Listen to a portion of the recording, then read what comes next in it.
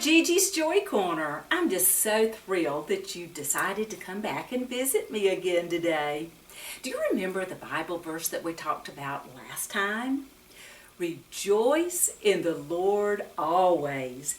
And again I say rejoice. Do you remember where Gigi told you that was from? Philippians 4:4. Very good. You are so smart. Remember I told you that a good friend had that verse painted for me in a picture?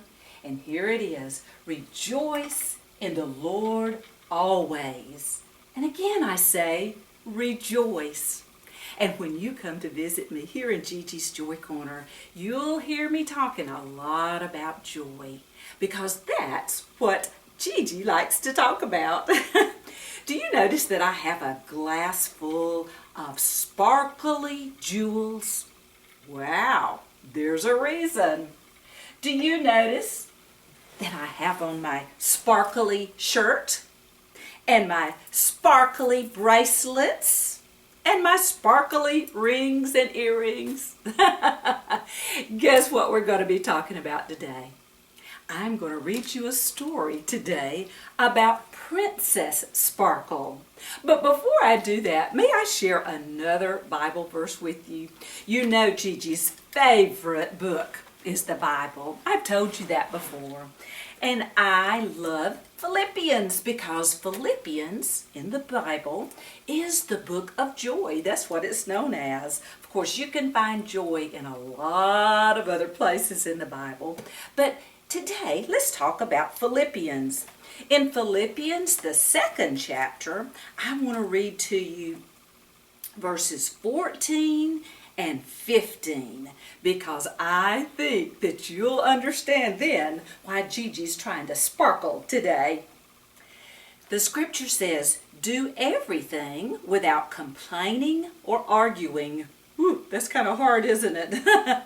Do everything without complaining or arguing, so that you may become blameless and pure, children of God, without fault, in a crooked and depraved generation, in which you, listen carefully, in which you shine like stars in the universe.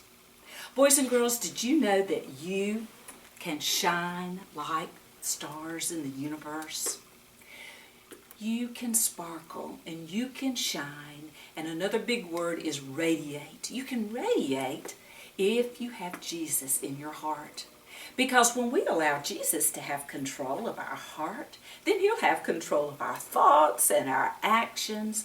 Oh yeah, we're going to make mistakes, but Jesus forgives us of those mistakes and helps us to do better next time. Today, I told you our story is about Princess Sparkle. Do you see from the where you're sitting that there are sparkles all in this book? Princess Sparkle was written by Nicola Baxter and Deborah Jones. And there are some beautiful pictures in this book today, so I hope that you will enjoy looking at the pictures as much as listening to their wonderful story. When the king and queen of Glitterland had a baby girl, the first thing she reached out for was her mother's second best crown. We'll call her Princess Sparkle, laughed the king. Well, it turned out that Princess Sparkle's name suited her very well. She grew up to love jewels and sequins and anything that glittered. Every day she wore the sparkliest dress that you'd ever seen, and all the jewelry she owned, which was a lot. Now there was something that Princess Sparkle loved almost as much as jewels. Parties. Do you like parties? Gigi does. Not only did everyone wear the most glittery clothes and ornaments they could find, but the whole palace twinkled with hundreds of flickering candles and crystal chandeliers. Nothing in the world could be as beautiful as this, Princess Sparkle cried one evening.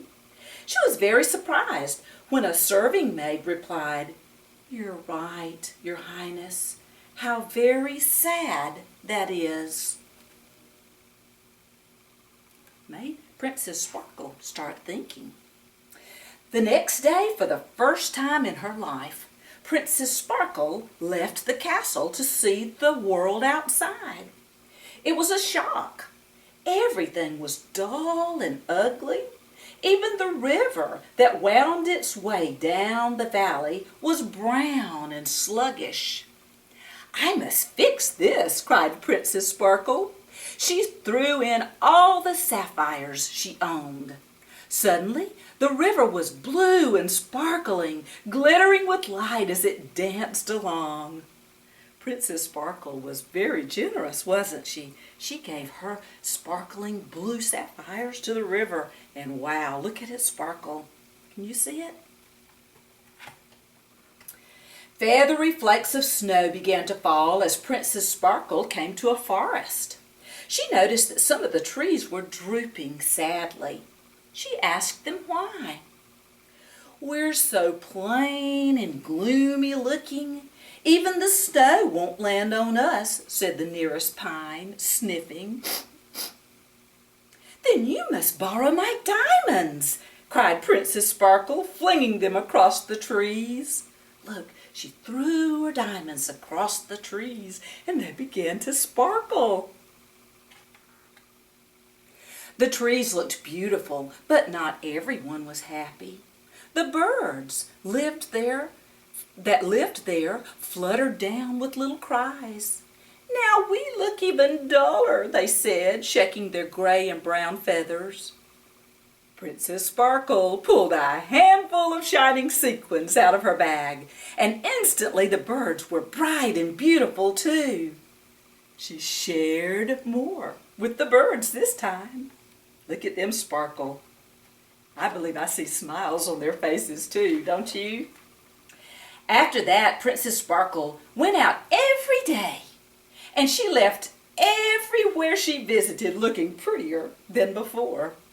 Shining pearls hung from the petals of flowers. Butterflies shimmered with sequined wings. Wow, how beautiful Princess Sparkle is making the world. One day, as the sun was slipping behind the hills, Princess Sparkle came to a deep mountain pool. She bent down to look into it, and what she saw made shining tears fall from her eyes.